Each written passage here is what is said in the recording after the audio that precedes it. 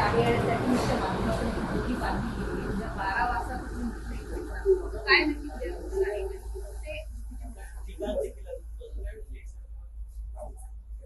बघा, मी सकाळी सांगितलं आपल्याला की महाराष्ट्र नवनिर्माण सेना आणि शिवसेना यांच्यामध्ये मुंबई आणि इतर महानगरपालिका निवडणूक युती होते आणि ही काय लपून राहिलेली गोष्ट नाही. सातत्यानं उद्धवजी राजजी यांचा संवाद आहे. दोन्ही बाजूच्या नेत्यांमध्ये चर्चा झालेल्या आहेत आणि आजपासून निवडणुकीची प्रक्रिया सुरू झाली. तुम्हाला माहिती आहे की आजपासून नॉमिनेशन अर्ज भरणे, त्याच्यामुळे इतकी महत्वाची युती ही घोषणा करून जाहीर करणं गरजेचं आहे, सगळ्यांना माहिती आहे. उद्या दुपारी साधारण 12 वाजता तुम्हाला स्थळ कळवलं जाईल. उद्या दुपारी 12 वाजता शिवसेना पक्ष घेऊन उद्धव ठाकरे आणि महाराष्ट्र नवनिर्माण सेनेचे अध्यक्ष राज ठाकरे हे एकत्रितपणे आपल्याशी संवाद साधतील या विषयावरती आणि बोलतील. 12-12:30च्या दरम्यान ही घोषणा होईल.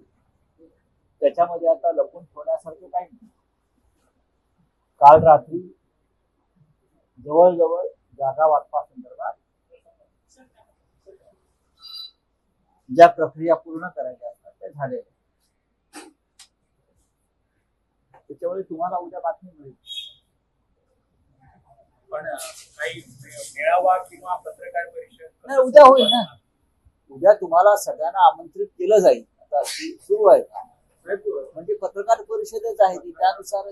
बरं, मुंबईसह अशा किती महापालिका आहेत ते ठरलंय की ते एकत्र लढणार? आम्ही या क्षणी जी चर्चा करतोय की मुंबई, ठाणे, कल्याण डोंबिवली, नवी मुंबई, मीरा भाईंदर, नाशिक आणि पुणे या प्रमुख महानगरपालिकांमध्ये नक्कीच आम्ही एकत्रित लढण्याचा निर्णय घेतलेला आहे आणि त्या संदर्भात स्थानिक पातळीवरती चर्चा दोन्ही बाजूच्या नेत्यांच्या कार्यकर्त्यांच्या जवळजवळ संपलेल्या. पुण्यामध्ये दोन राष्ट्रवादी एकत्र यायची तयारी सुरू आहे. तुमची त्याला सहमती असणार आहे का? आमच्याशी चर्चा झाली तर आम्ही त्याच्यावरती मत व्यक्त करू. माननीय राज ठाकरे यांच्याशी चर्चा करताना आम्ही कोणाला विचारलं, हा आमचा प्रश्न आहे. आता शरद पवारांची काँग्रेस आणि अजित पवारांची काँग्रेस, जी काय राष्ट्रवादी काँग्रेस, जी आज भारतीय जनता पक्षाच्या महायुतीची घटक आहे, आणि शरद पवार साहेब हे जातीय शक्तींच्या विरोधात, जातीयवादी शक्ती, मग मोदी असतील, अमित शहा असतील, यांच्या राजकारणाचा त्यांना भयंकर चित्कार आहे आणि त्या विरुद्ध ते आमच्या बरोबर संघर्ष करतात. मोदी आणि शहा हे लोकशाहीचे मारेकरी आहेत असं पवार साहेबांचं म्हणणं आहे. या देशात लोकशाही राहिलेली नाही आणि ती या दोन नेत्यांवर, असं एकंदरीत मला पवार साहेबांची भूमिका कायम दिसलेली आहे. आणि देशाच्या संविधानाच्या रक्षणासाठी जे आम्ही एकत्र आलो त्यात माननीय शरद पवार हे महत्वाचे आमचे मार्गदर्शक आहेत. आणि संविधानाच्या मारेकऱ्यांच्या गटामध्ये अजित पवार आहे. अजित पवार आहे जातीयवादी शक्तींबरोबर काम करतात. नरेंद्र मोदी आणि अमित शहा त्यांचे नेते आहेत. शरद पवार त्यांचे आता नेते नाही आहेत, लक्षात घ्या. त्यांचे नेते आता देवेंद्र फडणवीस, नरेंद्र मोदी आणि अमित शहा आहेत. अशा शक्तींबरोबर या शक्तींच्या विरोधात शरद पवारांची विचारधारा कधी जमली नाही. त्याविरुद्ध संघर्ष करत आले. त्याच्यामुळे आता पुण्यात काय घडतंय स्थानिक पातळी, खरं म्हणजे अशी युती झाली तर महायुतीत राहण्याचा अजित पवारांना अधिकारच नाही किंवा सत्तेत राहण्याचा अधिकार नाही. नरेंद्र मोदी आणि अमित शहानी माननीय शरद पवार साहेबांसाठी कोणत्या प्रकारची वक्तव्य केले आपल्याला माहिती आहे. जी महाराष्ट्राला मान्य नाही, अजिबात मान्य नाही. आता महायुतीतून ते परत महाविकास आघाडीची युती करत असेल या पद्धतीने, तर महायुतीच्या नेत्यांना विचार करावा लागेल नक्की कोण कोणाबरोबर आहे आणि कोणती विचारधारा कुठे मिसळते. नाही, पण राऊत साहेब तुम्ही म्हणतात की समजा विचार करावा लागेल, त्यांना महायुतीत राहण्याचा अधिकार नाही, तर तोच मुद्दा शरद पवारांच्या बाबतीतही लागू होतो ना. महाविकास आघाडीत राहण्याचा शरद पवारांना अधिकार आहे का? कारण तेही अजित पवारांशी युती करतात आणि मुळात तुम्ही पण जाणार आहात का? आणि आम्ही जाणार नाही. आम्ही जाणार नाही. पुण्यामध्ये शिवसेना आणि मनसे हे एकत्र लढतील. काँग्रेस आमच्या बरोबर येणार असेल तर आम्ही नक्की त्यांच्याबरोबर चर्चा करू. आतापर्यंत पुण्यामध्ये काँग्रेसची चर्चा झालेली आहे, सुरू आहे. हे पण सांगतो, नाशिकमध्ये काँग्रेसची चर्चा सुरू आहे. मीरा भांडर किंवा अशा अन्य ठिकाणी काँग्रेसची चर्चा आमची सुरू आहे.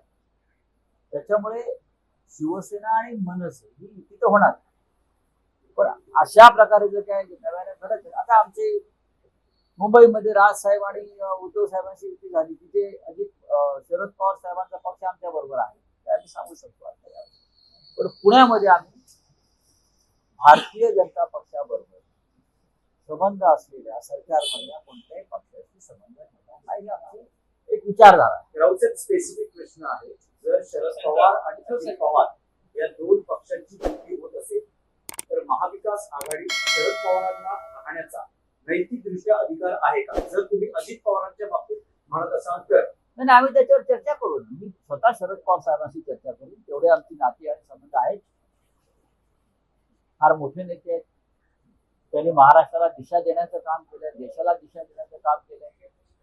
असं जर काय घडत असेल, अद्याप घडलंय का तर नाही, आता चर्चा आहे. असं काय घडणार असेल तर नक्कीच काँग्रेस पक्ष असेल किंवा आम्ही सगळे असू, आम्ही नक्की एका भावनेनं त्यांच्याशी चर्चा करू.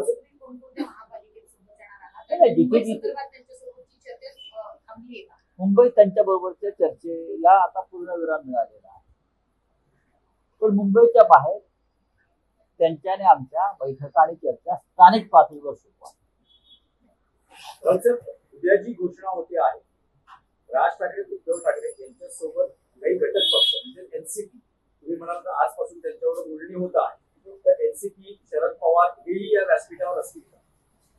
जर आज एनसीपी बरोबर आमची चर्चा अंतिम टप्प्यात संपली तर माननीय शरद पवार साहेबांनी सुद्धा या पत्रकार परिषदेला उपस्थित राहावं अशी आमची इच्छा आहे आणि आम्ही त्यांना त्याबाबत आज संध्याकाळपर्यंत, आता पुण्यात आहेत ते, तर आज रात्री मुंबईत येतील, तर आमची अशी अपेक्षा आहे की ते येतील.